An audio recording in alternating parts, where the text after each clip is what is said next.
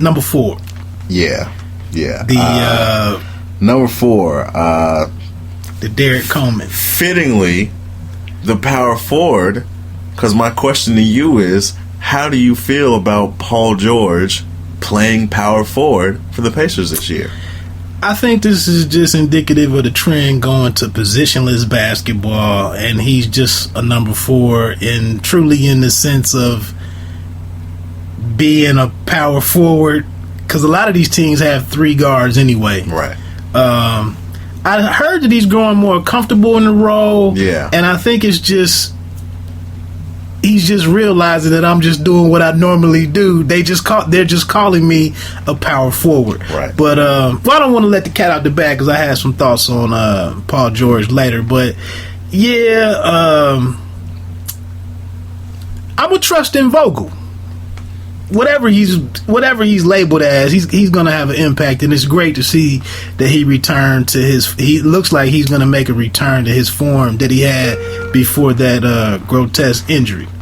All right, and last but not least, at the center position, number 5, Greg Popovich, named 2017 through at least 2020 Team USA basketball coach. I have to be honest, man, because you read so much stuff on your phone nowadays. I thought I was reading like one of those lists from Fanside or the SBN Nation or Bleacher Report or something, and I actually thought when I first read it that the NBA had went on and decided to name him Coach of the Year through the year 2020. That's what I really thought. Who better to hand those duties over to than Pop? I just feel like.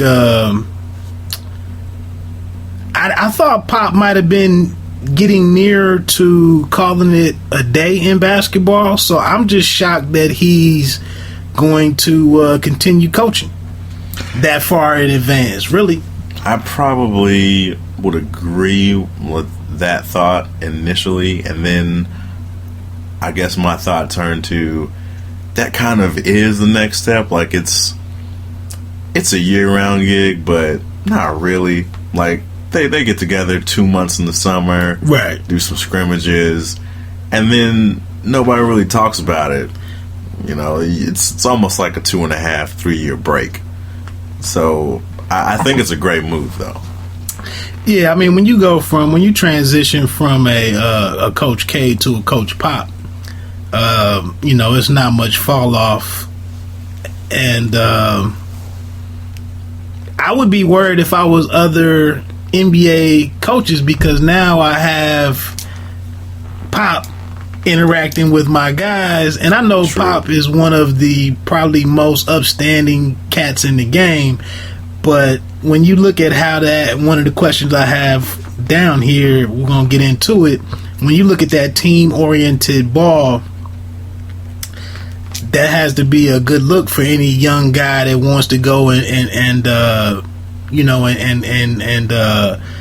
advance his own career versus some of the stuff what we're seeing with Kobe Bryant. So we'll get into that.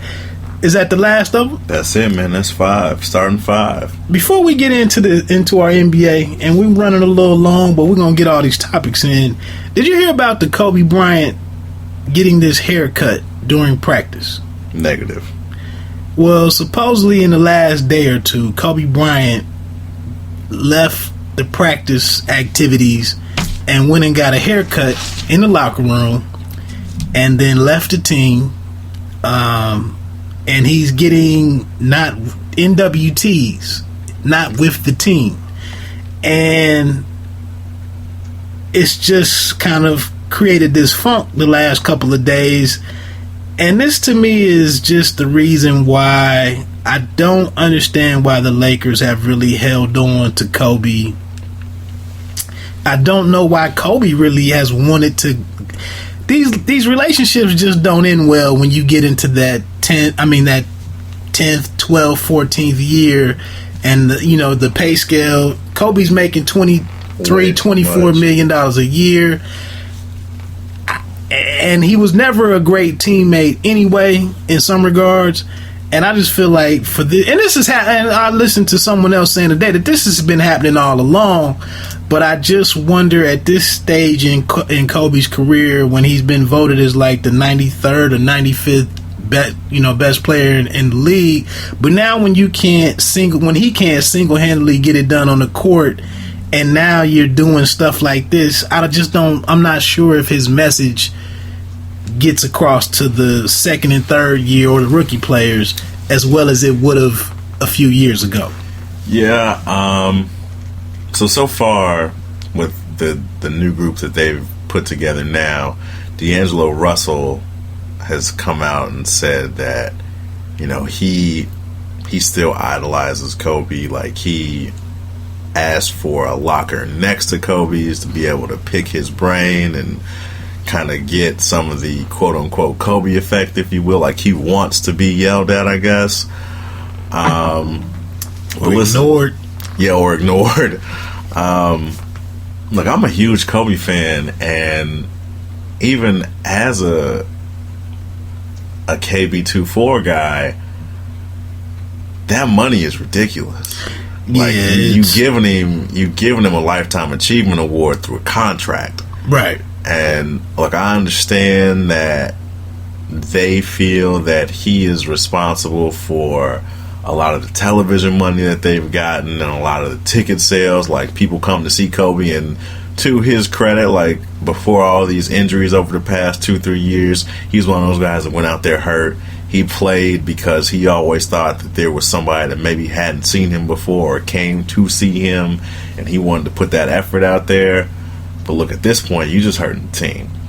Yeah, and I can't say that I fault him for wanting to stay. Like, on one hand, yeah, you could probably go and get a ring somewhere, but look, in the age of kumbaya and I want to be on a team with my friend LeBron, CP3, Carmelo, Wade, all these dudes being buddy and moving essentially for a ring or a chance to win a ring, I think there is something to be commended for being like, no, I'm with this team, good, bad, and different, through the terribleness and the good times, and I think that's why he's sticking it out. I credit him, but it's just I just think he's a distraction at this point, and I think that's just indicative of the reason why they haven't been able to persuade any of the game's elites to come to LA.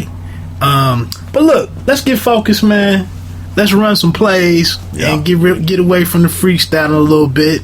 It's the Pay Me No Mind show, the Hoops and Hops series, and we're 3 or 4 days away from opening night. 4 nights, man. 4 nights. So we got 6 different topics here, maybe even 5. Portland, man, what's your thoughts on them? This was a team that was on the come, and now Wes Matthews is gone. LaMarcus Aldridge elected to go seek some championships under the tutelage of Coach Pop. And Lillard underwhelmed. He had a chance last year to step it up after being snubbed from the All-Star game, if memory serves me correct. Yeah. I didn't feel like he delivered. And now most of the guys that he came in with to be, as the nucleus of the Trailblazers are gone. He has this hefty contract. He has the signature sneakers with Adidas. And I'm just not sure that Lillard carries all of this well. I like Damian Lillard.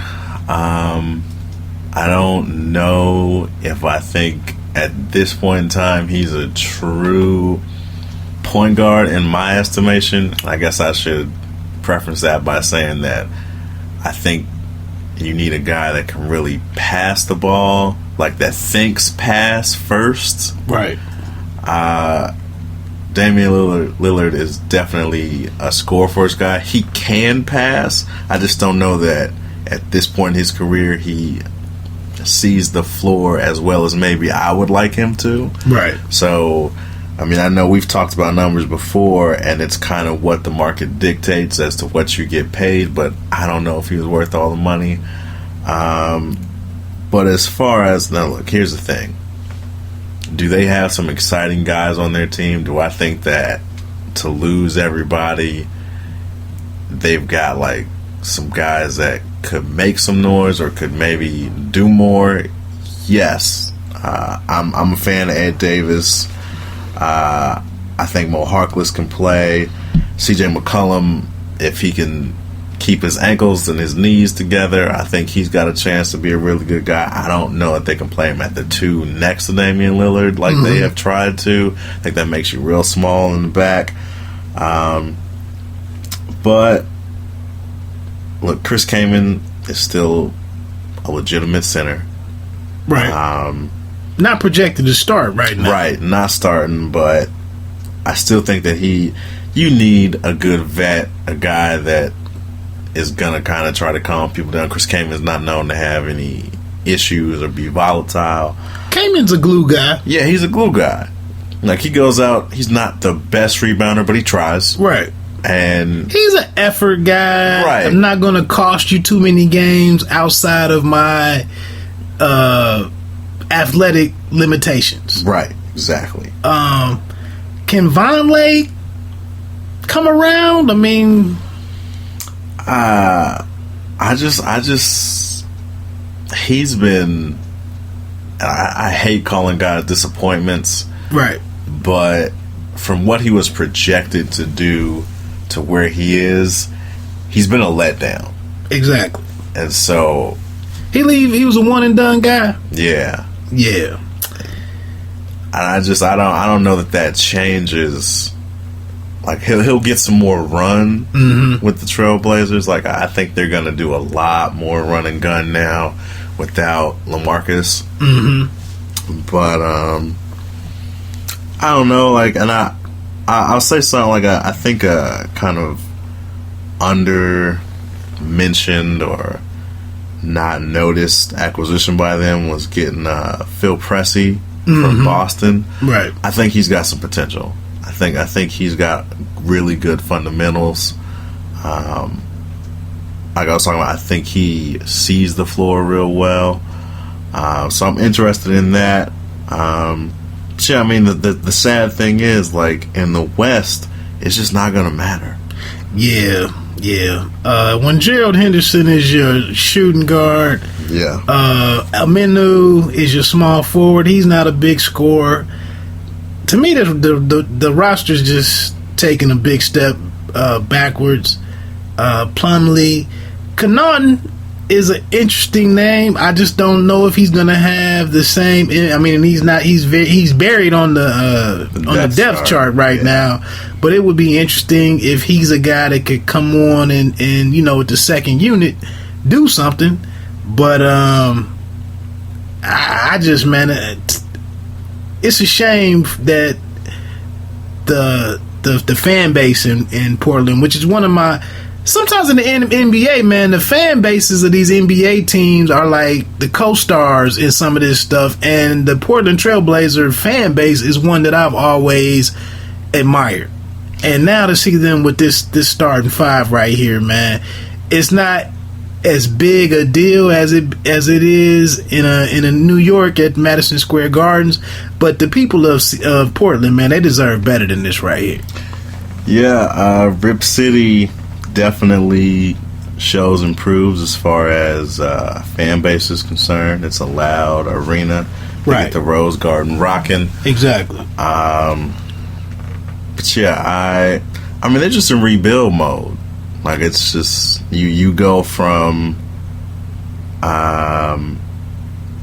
being, basically in the conversation to at least make it to the second round, if not a conference final, to you probably not going to make the playoffs.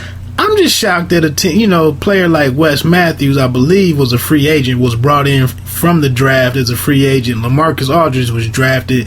But what did Portland do to these two guys to make them really walk away coldly?